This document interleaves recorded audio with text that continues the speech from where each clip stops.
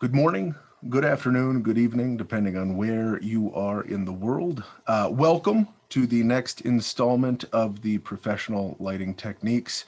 I am your host, Garrett Sammons, and this, of course, is the next installment put on by Light Panels. If you have missed any of the previous in this series that we have discussed, we've talked about a whole host of different applications that filmmakers can find themselves in, or scenes and scenarios that filmmakers can find themselves in, and how to approach those lighting techniques.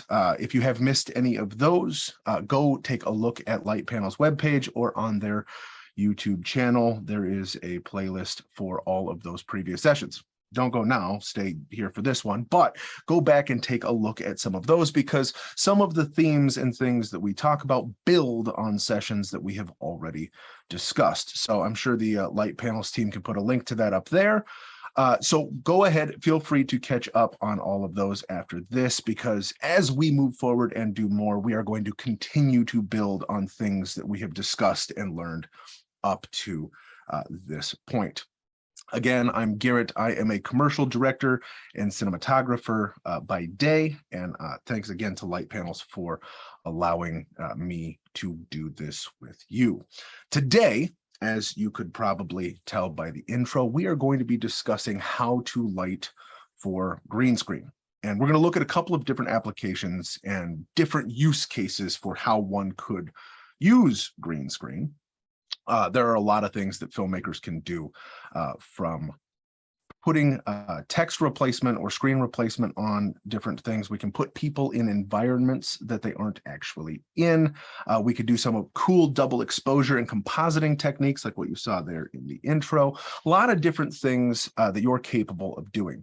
Today's example, the thing that we're going to be talking and looking at today and breaking down, we created an HBO-style intro sequence, or an opening sequence, something that gives a tone, a vibe, an overall aesthetic of what one could expect when watching a show. Obviously, we didn't film a show. We created something for something that doesn't exist. And in our case, green screen is a great application, especially for that double compositing that we looked at a moment ago. But also when you need to exceed budget, or you need to exceed your set design and value, when otherwise you wouldn't be able to. So if you can't go out and film in crazy environments or film crazy effects and those kind of things, doing that digitally after the fact, or doing that in post, is a great way of getting that same look, getting that same feel, but on a much tighter timetable and with obviously much more limited resources as you need. So before we dive in, I want to go over a couple of things. Hey, Eric, good to see you again from Munich. Thanks for tuning in. A couple of things here real quick. One, there is a Q&A module here in the chat. So if at any point in time through any of this discussion you have questions, feel free to throw them in the chat or to throw them into the Q&A. I will do my best to answer those as we go through it. So, if things come up, please feel free to use the Q&A or use the chat, and I will kind of go through that as we kind of get into this. So before we can talk about how we lit this particular scene, you obviously need to see the scene itself. But before we even get into that, there are a couple of basic concepts when lighting green screen that are just universal, no matter what the application of green screen is.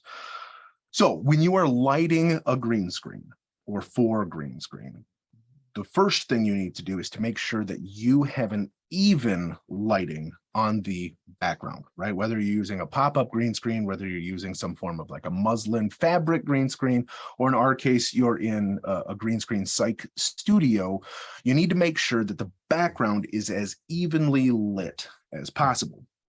And for two kind of main reasons. One, obviously, we need to make sure that we keep our chroma keying, or what we do after the fact, as easy as possible. The more time we spend in pre-production and production, the easier a time we're going to have in post. If we don't nail the lighting or don't have an even key on our background, even lighting on our background, we're going to spend way more time after the fact trying to correct for that or trying to adjust for that than we really need to. Okay, so that's the first thing. And then the second part of that is that we need to make sure that we expose our camera to that green screen, right? So don't worry about other lights yet. The first thing we need to do, once we have an even lighting on our green screen, we then need to make sure that our camera is exposed to that lighting. Our foreground elements, we can always add lights, take lights away, adjust the lighting as we need to. But if we don't properly expose for that background, again, the green is either going to get too hot, and then it's going to be really hard because it's going to bleed into some of our skin tones, or it's going to be too dark, which is then going to bleed into our shadows. And it's, again, going to make pulling those keys in our composites much, much more difficult. So before we do anything, before we light any scene, make sure that we have an even lighting on our background environment and making sure that our camera is properly exposed to that lighting. That's one of the nice things about this 1x1 hard, which we're going to be talking more about here in a little bit. But because it is such an incredibly bright light with such a large spread of light, it makes lighting studio environments quite simple. So even if you're not in a pre-lit studio like we are, this is a great light that you can use to then, of course, light for that green screen. The other cool thing, because this is an RGB WW light, you don't just have to use your bicolor light like we have here. You can punch into certain color modes here and actually illuminate your chroma key green onto a background wall. So like if you're shooting against a white wall or the studio that you're in doesn't have a green screen, you can actually blast a ton of green light onto a wall to create that same color that you otherwise might not have access to. So everything we're going to be talking about now keeps those things in mind. We're exposing for our green screen, and we are keeping that as evenly lit as we possibly can. So with that in mind, we're now going to take a look at the sequence that we're going to then be breaking down. So we're going to take a look at that. Again, if you have questions through any of this, throw them in the Q&A, throw them in the chat.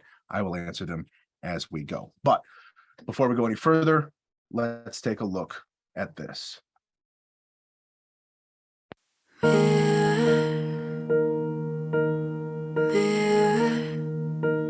Dancing in between the lines. There's no space for me.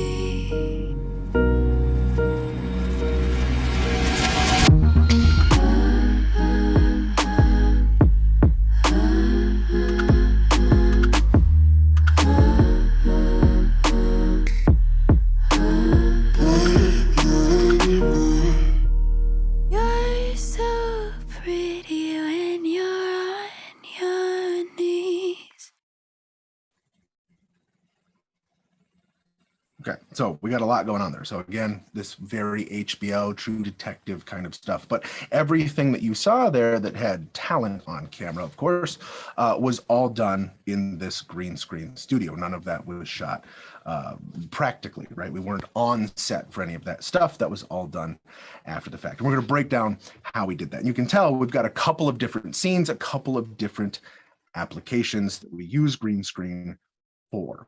So the first one that I want to talk about is how we lit the fire, right? So there's the sequence where we have the two people, they're holding hands, and then of course we have the one person who turns and kind of looks at the camera, and it is lit like this. So this is primarily lit with a 1x1 hard. We had two of these lights set up opposite our talent from the camera. We would call this a reverse key. We used the built-in fire effect that the 1x1 hard has available to us. And the nice thing about that is that then gives us the freedom to know that we can then put them into our background environment. In this case, of course, the burning bonfire, and have that light wrap around in the way that it normally would. So then that way, of course, when we put them in that sequence like that, it then looks like we actually have them standing in front of the fire. So not only is the 1x1 hard an extremely bright light, it's 5 times brighter than the 1x1 soft, which is already an incredibly bright fixture, the behavior of the light that comes out of this fixture, as the name implies, is a much more hard light.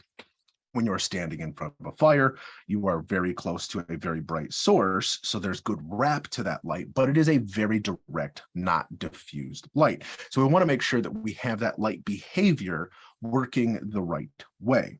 So anytime you are setting up a compositing shot or a chroma key shot like this in a green screen studio, you do need to know what the background you're going to be putting it on is, because that is going to determine your camera angles, that's going to determine your lensing, that's going to determine your lighting. If you don't know what your background environment is going to be, it's going to make setting up your camera and setting up your lights extremely difficult.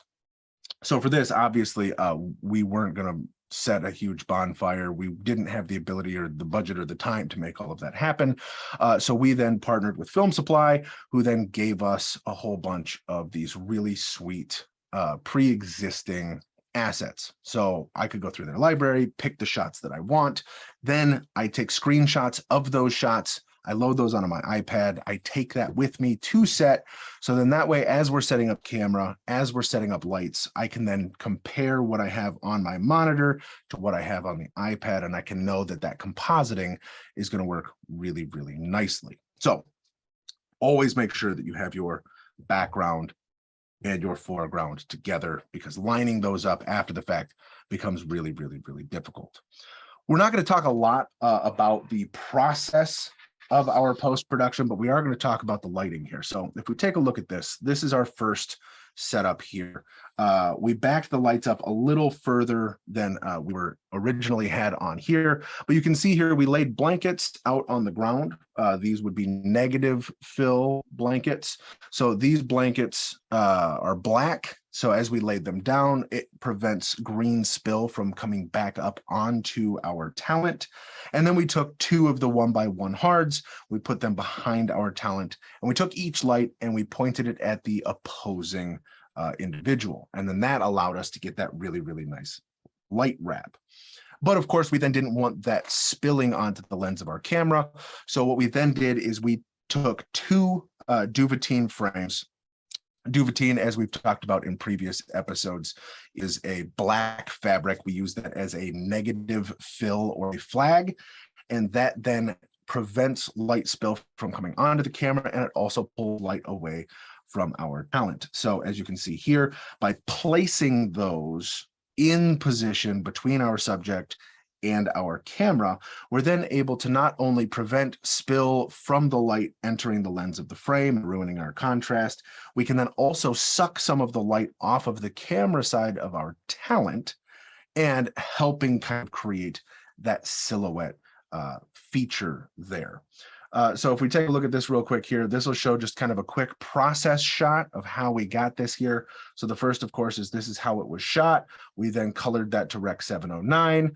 We chroma keyed it out, we put the background on, and then we actually did a color pass on it to then kind of create this final look.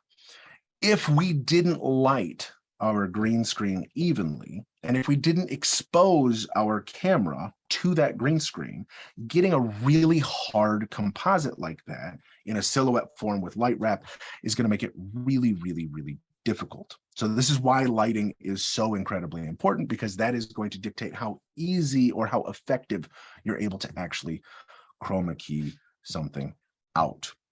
Okay, so that's our first setup here. So we have this fire setup, and that was for all of the shots. That was for them standing in front of the flames. That's for the guy who's kind of turning toward the end of the sequence. All of that is composited that way with that lighting setup. Now, if you weren't in a green screen studio environment, you would then also need to consider how you were going to light the background environment or the background cyc, as well as our foreground here.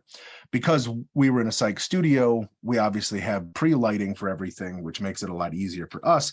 But if you're going to be using a pop-up green screen, or if you're going to be using muslin, we need to make sure that those lighting of that is also simple. So if I was going to be filming this not in the green screen studio, I would simply take the 2 1x1 hards that I have here, I duplicate those out, and I would have 2 1x1 hards on the 45s pointed at our green screen environment.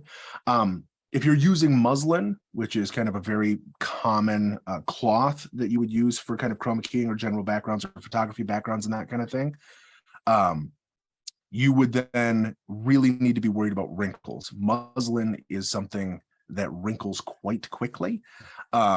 So putting two lights on 45-degree opposing angles towards that is then, of course, going to help offset some of those wrinkles. Garrett, to answer your question, yes, this webinar will be available for reviewing. Again, that again will be on that link that's in the chat here on the Light Panels website and on Light Panels YouTube channel. So if you want to revisit any of this stuff, go back through it. It'll be available after this there. I think it'll go up probably tomorrow or the next day. But yes, you'll be able to re-review that there. Okay, so that's our first setup. Our first setup is that fire shot. The next setup that I want to show you is kind of the opposing to that in terms of our environment. And that was, of course, our underwater sequence. So here you can kind of see as we're moving through this, we then filmed one of our characters underwater. Underwater is quite a tricky thing to film, of course, because the behavior of our subject and our talent is quite different. But again, we took a 1x1 hard, we put that overhead on a simple combo stand, booming combo stand. We put a DOP choice snap bag over it with a grid. We took a 4x8 bounce card through that underneath. We took two flags on either side. And that then allowed us to get that look as though they were underwater. You can see that we threw a fan up on them. So then that way their hair kind of moved the way that it would. And we filmed the whole thing in slow motion. That way we could kind of get a look that was very top down, as if somebody were underwater, filming it in slow motion, which makes some of that movement a little bit more forgivable.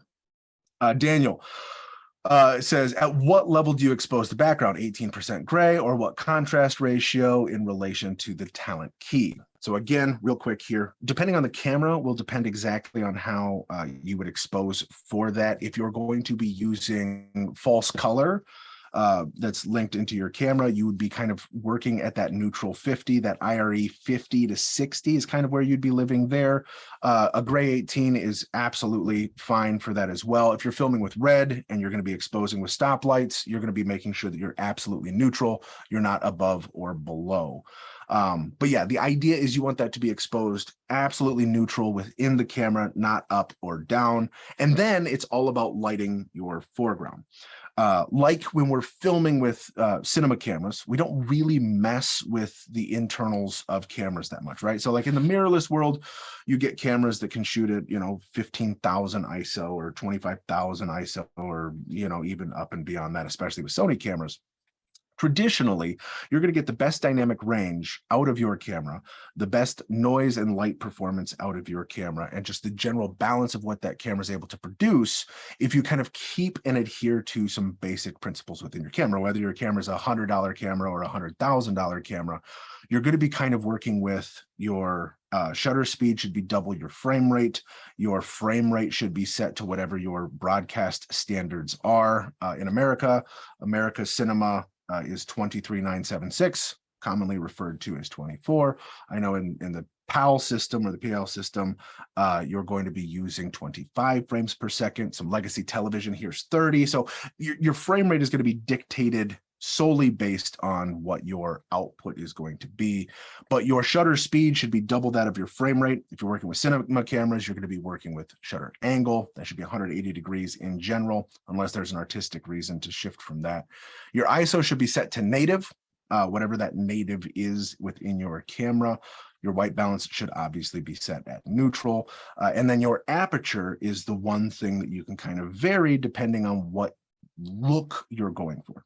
For green screen, blur is the enemy. We want absolutely no blur. So we're going to actually close the aperture down somewhere between around, like if you're working with photo, be like a T8 or to T10, or F8 to F10. If you're working with cinema, it's going to be like an F6.4 to F8, kind of in that. But we want to have a long enough depth of field that we're not going to get blur on our subject, because that's going to make our compositing a lot easier. But if we adhere to kind of pretty strict rules within our camera, we then need to make sure that, of course, we have enough light to mess around with.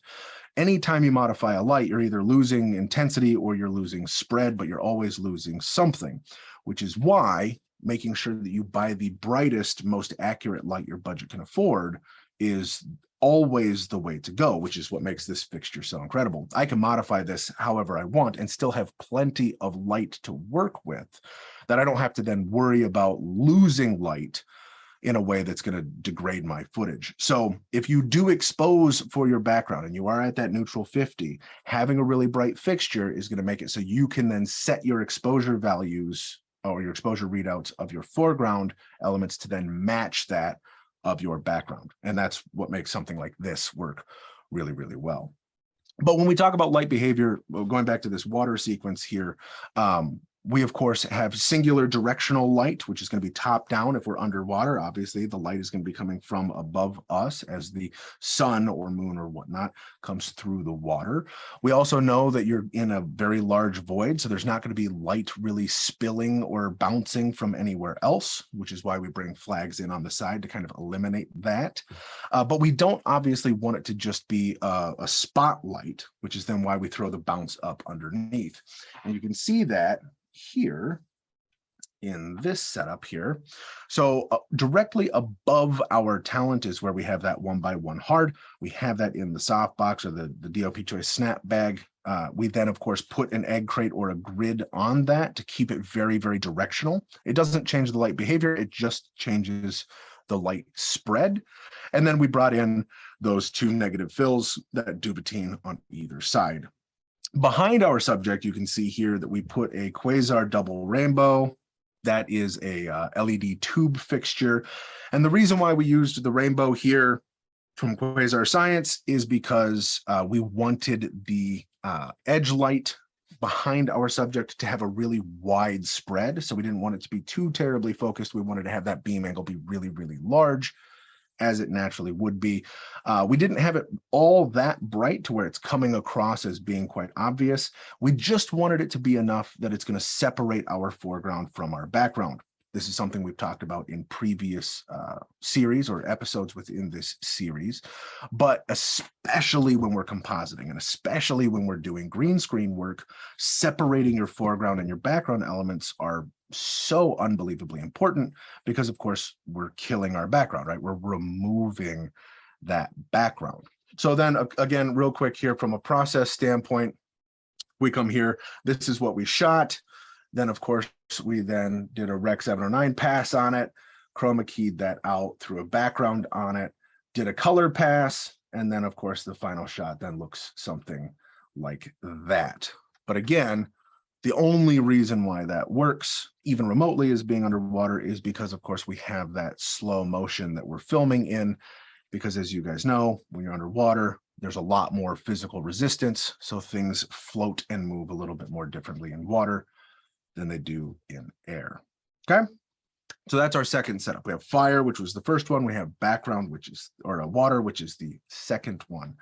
And then we did two kind of different lighting setups for our portraiture work or our double exposure work here. And this is kind of a different application for green screen.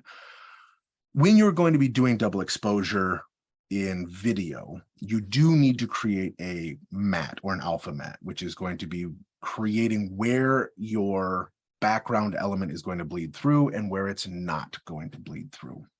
And if you're just going to be filming this traditionally, you either are going to have to go through and roto out your subject, or you're going to have to create a contrast matte in order to then create your alpha matte. And it adds a lot of complexity to the post process.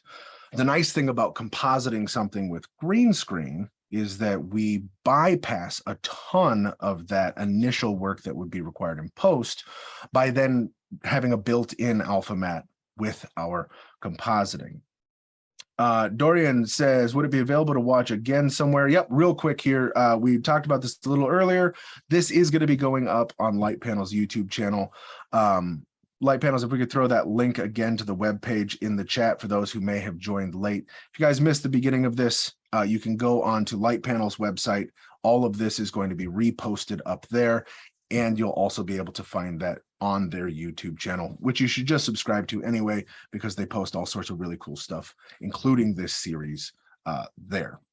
Okay, so when we're talking about doing this double exposure piece, here is one of the two setups that we did here.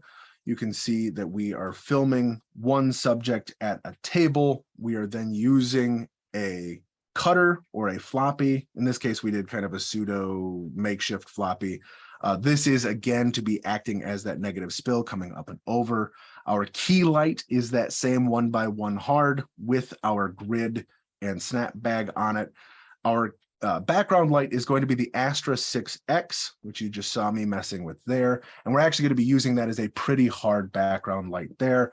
And this is that double exposure effect. We can see our subject. We can kind of see these buildings kind of coming through behind them. We have this really nice contrasting look on our subject there. And to do this double exposure compositing like that, contrast is the most important thing, because the way that the alpha or lumimats work with that is if you have stuff that falls really deep into your shadows for contrast and really bright into your highlights for contrast. And again, that goes back to where this fixture is really great, because this is such a bright light that I can get it really close and really bright to get really, really, really nice highlights. And then using that floppy on the other side, we're then able to pull the light off from the other side to create that sense of contrast. And again, here, let's take a look at this. This will show you exactly what I'm talking about. So here we have the 1x1 hard in the DOP choice snap bag with the grid over it. We have a bounce in front of our talent. We did pull that halfway through because we liked having more contrast than less. Then on the side over there, you can see we have the floppy cutter on that side, which then kind of was on the side and came up over the 45 to pull off all of the light that the Gemini hard was pushing onto our talent. And then we are using the Astra in the background as our edge light, which is what really helps separate that, especially with the hair. If you guys have ever had to chroma key or composite hair, you know that that can get tricky, especially if you don't have that lighting done right. But if you look at this real quick here, you can see we have a really, really nice clean key around the hair, even with the loose bits that are on the back of the head. And that is simply because we have that lit really, really well, separating that foreground from that background. Again, we're not really diving into compositing in this as much as we're talking about lighting, but real quick here, this sequence was the final shot of that. This, of course, is lit the exact same way. This is what it was as shot. We then did a Rec 709 pass. We then chroma keyed that out, did our background, in this case, foreground, did a color pass. And then, of course, that is how the final shot looks. So if you guys did watch True Detective season 1, this was a technique that they used a lot in that HBO sequence. It's also just a really, really cool effect where you can have things come through your foreground image, but is also a background image. And you're kind of playing with this really sweet double exposure stuff, which has a completely different process in photography than videography. But this is how you would go about approaching it that way. The fourth and final setup that we did for this was a different lighting setup, but for the same overall look. And that was for our subject that was wearing the wide-brimmed hat. We couldn't do the same lighting setup because the contrast shadows from the hat were a little too much. So for this, we took a 4x8 bounce, which you can see there. We flew it up overhead and we took 2 of the 1x1 hards and blasted it into that, creating a very large, very soft light source. We used the Astra 6X in the background, which you can see here, again, as that edge light. We sent that up overhead. And then you can see here that we have a really nice, really soft light on our subject with this really cool background light coming up over the hand, which is then what you can kind of see here. But you can see the spill coming from camera left over the shoulder of our subject and over onto the hand of our subject, their right hand, but it's camera left. But then here, we actually don't have terrible shadows coming from the hat. And that was the piece that we really wanted to avoid. something we've talked about in previous episodes, which again, go on their website, you'll be able to see all of that stuff there, as well as their YouTube channel. But for this general lighting principle and behavior, the larger your light source's surface area in relationship to your talent, the softer that light is going to be. So this is a 1x1 surface area, which relatively speaking is of course a pretty small surface area, and it puts off pretty hard light. But if I take this light and I bounce it into a 4-foot by 8-foot surface area, that then changes the behavior of the light to make it a much softer light. So we took 2 of these, and I'll show you here. Let's get here. There we go. We took 2 of these 1x1 Gemini hards and we blasted them into this overhead bounce. So that is a ton of light that we're pushing into a bounce overhead, which of course, anytime we modify a light, we're going to be losing the intensity. Bounces the same way. So by taking 2 of them, I could still have a very large light source, but that light source is going to still be very, very bright because of those 2 fixtures. And then I threw an Astra up behind. We're using this as kind of like an edge / kind of spill light coming up and over. But those 3 lights in combination with that overhead bounce is then how we get that really nice soft look on our talent, which with a wide brimmed hat, we definitely want to make sure we're not losing too much of the face in that hat shadow here. Paul says, do you also have any tips or tricks to get an evenly lit green screen? Absolutely. So a couple of principles here. 1, you should pull your talent as far away from the surface of your green screen as possible while still maintaining the shot that you want to get. Of course, the closer they are to that green screen, the more spill there's going to be on them. So we want to make sure that we create that sense of separation. Once we have that separation, Paul, to your question, how we actually evenly light is directly dependent on how close or how far away that light is from our green screen. This again goes back to light behavior. It's not just about having bright light, it's about having a really even spread of that light, right? So by pulling our lights away from that green screen allows the spread of that light to extend further, which is going to give you a much more even key. The closer you bring those lights to your green screen, the more focused that beam angle is going to be and the more uneven that light is going to be. So if we pull our subject away from the green screen surface and then we take those light fixtures that we're going to be using to illuminate that green screen and we pull those back as far as we can, that is going to give a much more even key to our green screen. Most often, my students, the issues that they'll run into when compositing green screen is that their fixtures are simply too close to the surface that they're trying to illuminate, right? And this all goes back to light behavior. When we pull the lights further away, of course, going back to relative surface area, it's going to be a more harsh light, not brightness, just behavior. But because we're talking about a flat surface, that doesn't matter. What we're looking for is evenness. So pulling those fixtures away from our surface is going to give a much more even key. This is also why I'm going to preach this until the day that I die. You need to make sure whatever your budget is, you are buying the brightest, most accurate lights that budget can afford. In this case, the 1x1 hard, plenty bright, right? So if you need to light your background light, using super bright lights allows you to back those lights off to get the behavior that you want, that really even lighting that you want, right? Without losing so much of the intensity of that light or the brightness of that light that you then, of course, can't get a really nice exposure value off of that. So that's the simplest way. Pull the lights back, make sure that they're bright. That's going to help even that out, right? If you need to, then of course, if you don't have the look that you're going for, the next step that you would do is to diffuse that light, which again is going to increase that surface area and soften that light or extend that kind of spread or beam angle. But as we've discussed before, anytime we modify a light, we're losing intensity or we're losing spread. In this case, we'd be losing intensity. So you want to have a really bright light to do that. But if you do that, and that's how you're going to be doing it, which is totally fine, we then need to make sure, of course, that we're not getting spill from those lights onto our subject or onto our talent, or camera rather. So like in the fire example that we were talking about earlier, right, we used these flags in the front. We used these 6x6 duvetines in the front to prevent spill from coming onto the camera. You can do the same thing, and whether they're solids, flags, duvetine, however you want to block off that light.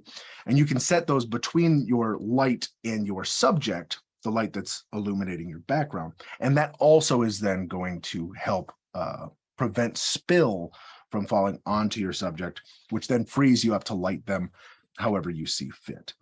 The other issue to your question, Paul, when people are trying to then composite things that they have lit, is that if there is spill from their background fixtures onto the talent, it's then of course going to mess up how they then light their foreground, which is then going to make the believability of their compositing a lot tougher. Okay, so those are kind of the 4 quick breakdowns of those 4 sequences. I want to go through and we're going to watch the intro sequence again, so that way you guys can get a general sense for what you're looking at. I want you to pay attention to how believable our foreground work is with our background work. I want you to pay attention to how it looks together, right? Especially with the double exposure stuff, looking at that contrast, making sure that our key is clean. But it should just be invisible, right? We shouldn't pay attention to the fact that it's green screen. If you notice that it's green screen or you notice that it's composited, we've not done our job. It should all just seamlessly blend in one to another, and you shouldn't really pay attention to the fact that it is green screen, okay? So we're gonna watch this again here real quick, and then we can kind of keep going forward from there.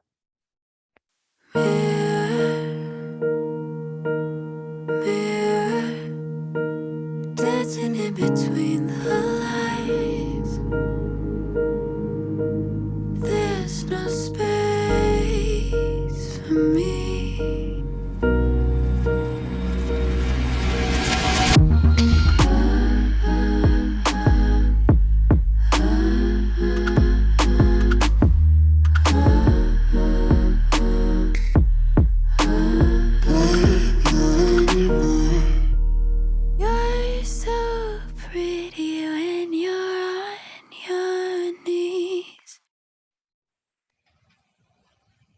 So 4 different styles of lighting, 4 different applications for how we go about doing that.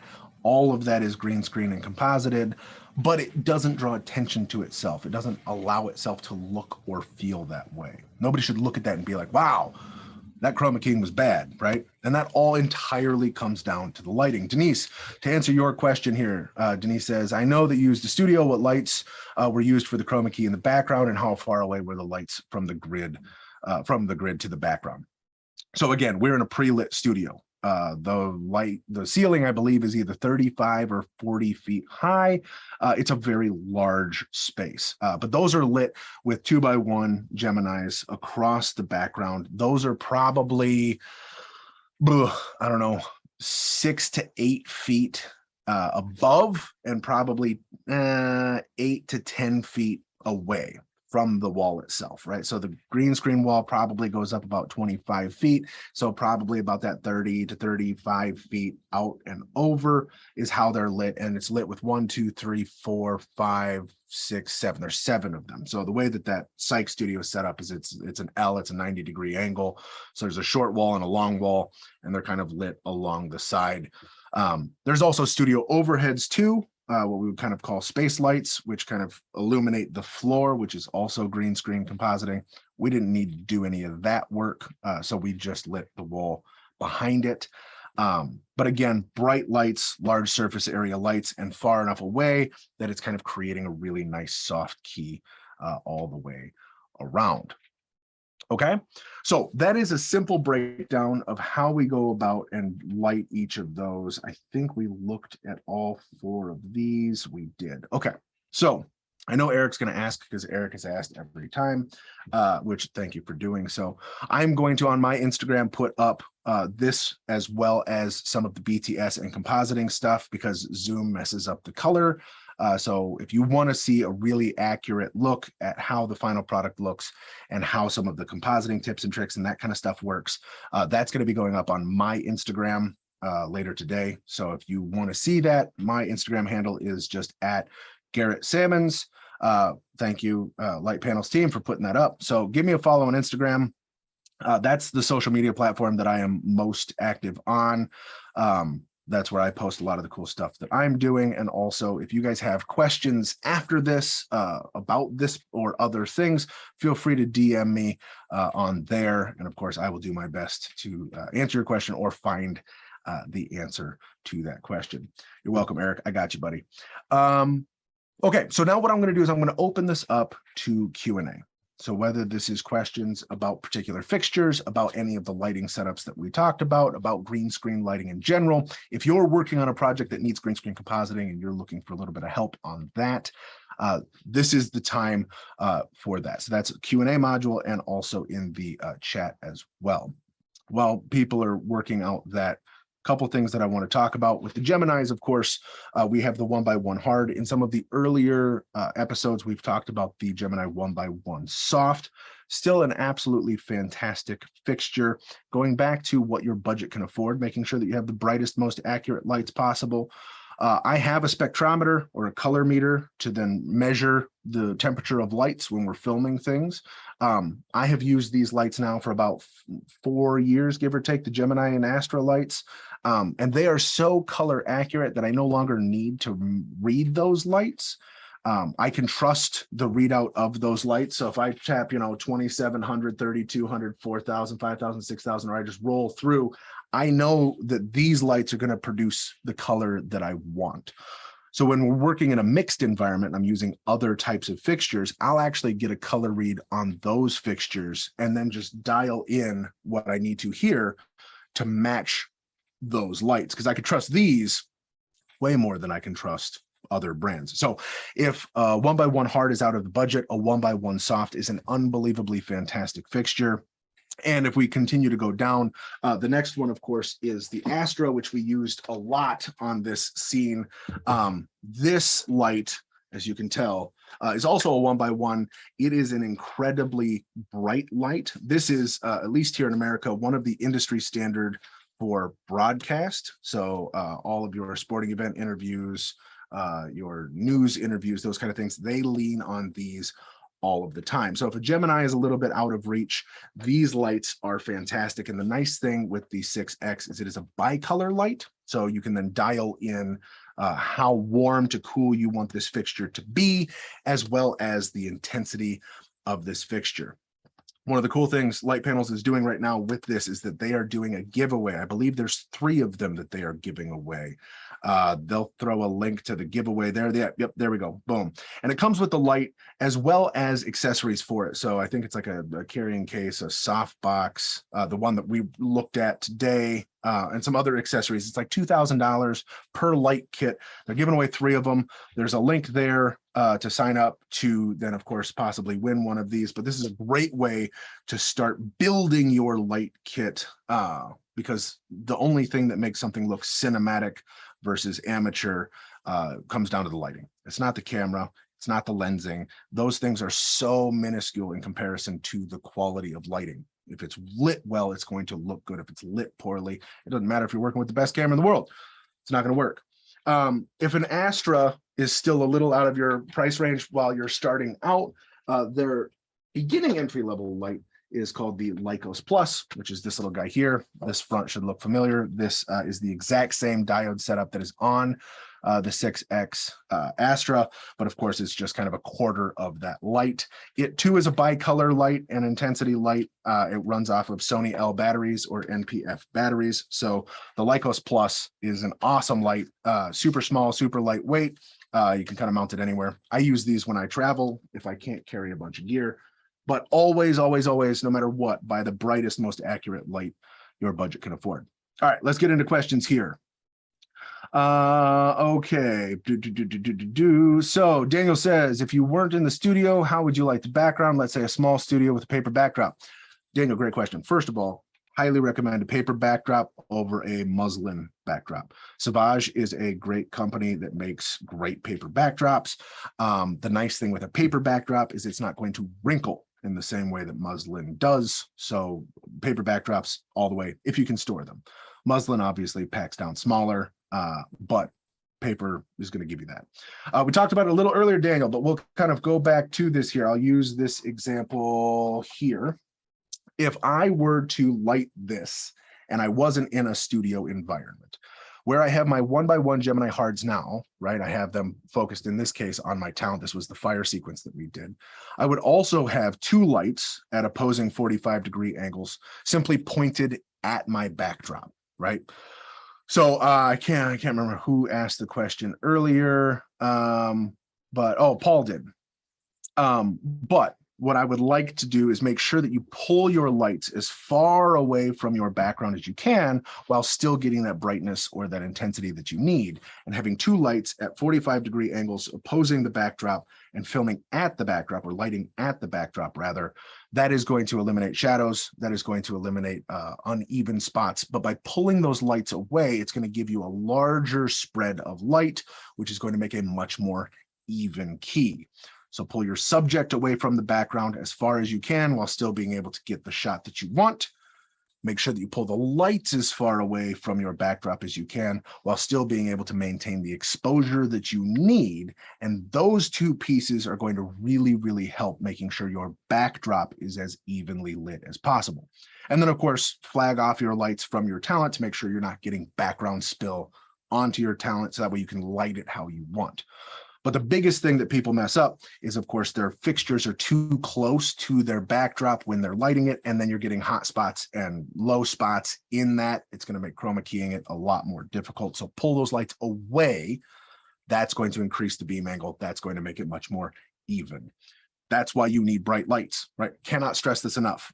The biggest issue that people run into when they buy entry-level lights, whatever that means for the individual, is the fixture itself isn't bright enough to be able to modify it in the way to get it to behave how they want. And then now you have to bring lights in because you have to, not because you want to. And that's going to really mess up the way that you want your fixtures to look.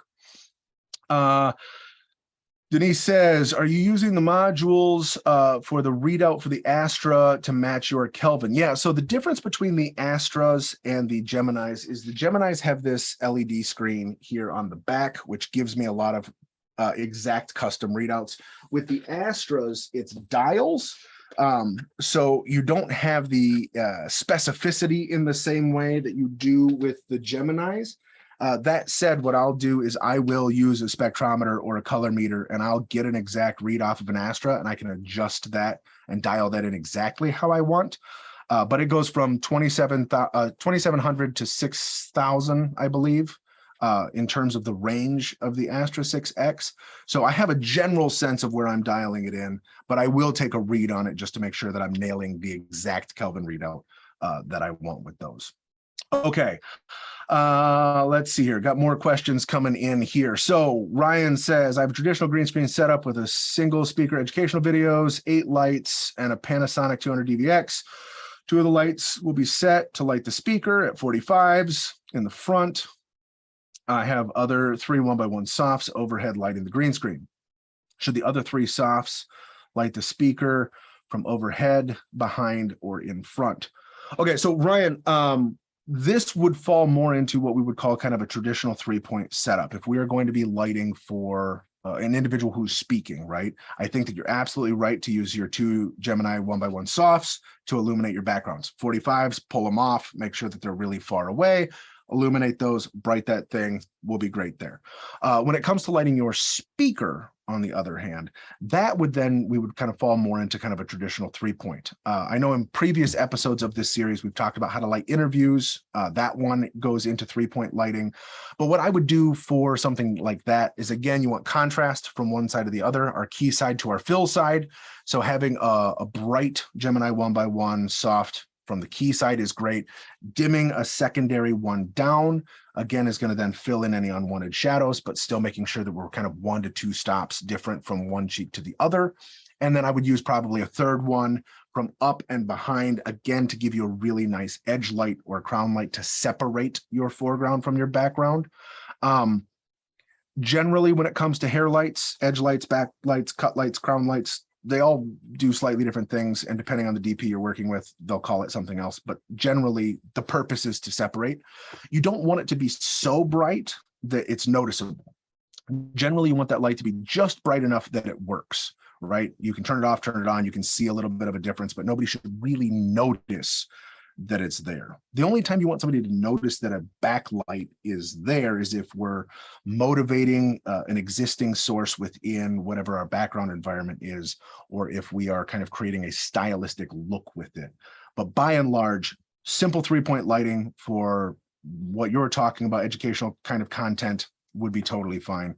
But it's really making sure that your exposure is the same between them, that we're lighting our green screen, we're setting our exposure for that green screen, and then we're setting up our foreground lights to match that level of exposure. Another person asked, what assistance tools you use mostly for green screen? Is it false color, vector scope, or something else? So generally speaking, for solo owner operators and for kind of smaller indie style shoots, false color is going to be your best friend, hands down, all day, every day.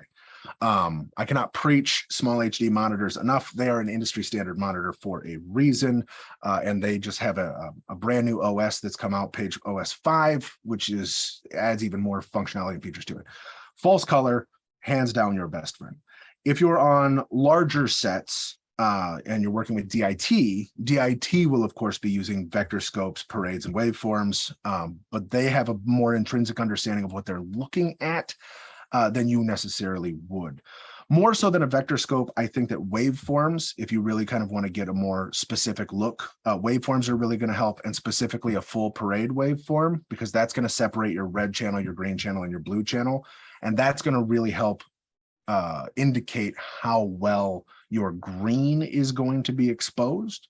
So false color would be the first thing I'd recommend. If you want to get a little bit more specific, I would say full parade waveform more than vector scope. If you know how to read scopes, fantastic. You can use scopes, but scopes take a little bit more, especially if you're using like log or raw, to understand how to use them to get them to do what you want. So false color first, and then full parade waveforms would be second. Josh, what about using false color to evenly light a background? So false color is 100% going to be the easiest way to notice your exposure or how even your lighting is on the background. We've talked about false color before. Also, there's an entire episode about false color on my YouTube channel. That's just youtube.com/Garrett Sammons. There's an entire episode about false color there. But yes, the readout of false color is going to show you if you have hot spots or dark spots within the lighting of your background. What I do when I'm setting up my initial camera is I will illuminate my green screen, light it how I feel is even. Before I put any lights, before I put my subject, before I put any foreground elements at all, I then will look at my false color to see if there's hot spots, to see if there's more dark spots, adjust for those, and then bring in my foreground elements. Dahl says, how about lighting a full body shot with a green floor? Totally fine. Absolutely doable, something that happens all of the time. The things that you need to pay attention to when you're lighting full body shots is the amount of spill. You can pull your subject far away from the background as possible, and that's going to eliminate a lot of that spill. But if they are standing in a full body environment, obviously they're standing on the ground. They can't get any further away from the ground. So there is going to intrinsically be green spill coming up onto your subject from the floor. When you have that, you can adjust for that a little bit in the way that you chroma key, but generally speaking, you're going to have to start doing things like rotoscoping or live masking and that kind of stuff, because that spill is going to be really hard to counteract without kind of losing some of the detail in the feet. Last month, we did a session on lighting for natural lighting environments. That we then, of course, composited the boy who was in the final shot, the small kid, wasn't available on the day of shooting. So we then composited them into the shot. But his feet were in grass, so we couldn't use green screen because I needed the grass. So we actually did a blue screen. Principles are the exact same. We're just pulling the color off of a different channel. Okay, so man, we've got way more here going on. Okay, so the next episode that we're doing real quick here before we go any further, we're going to be talking about how to shoot commercial work. So this is going to be product commercial work. This is going to be fashion commercial work. This is going to be kind of general portraiture commercial work. This is a way that a lot of filmmakers break into the industry, is by doing kind of corporate work or commercial work. So we're going to be looking at 3 different examples next week, which is the first time that we're breaking into something quite that big.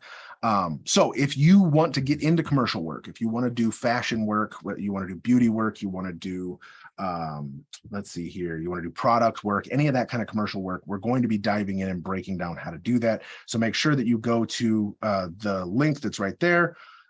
They have just put that in to register for that. That's what we're going to be doing next month. All right, here we go. Wow. Let's get into this here. Greetings from Italy. Really glad that you guys are here. Opinion on the app Green Screener by Hollywood Camera Work to balance your greens or your backgrounds and your green screens. I don't know enough about the app for that, but my guess, Tony, on that would be the cameras on your smart devices, whether it's your phones or your iPads, have a very, very limited dynamic range. Far more limited than your cameras. Even if you're shooting on mirrorless or DSLR cameras, it's not going to be quite the same. So as such, I'm not entirely sure how accurate that's going to be. The most accurate thing you're going to get is false color off of a dedicated monitor that's attached to the camera that's actually doing the capturing. Without a doubt, that itself is going to be the best thing. I know that Small HD just launched a new entry-level monitor. I think it's called the Action 5, which I would think is going to be the best kind of monitor to start with. And then, of course, work your way up as you kind of grow. But I don't know enough about the app to give you anything on there for that.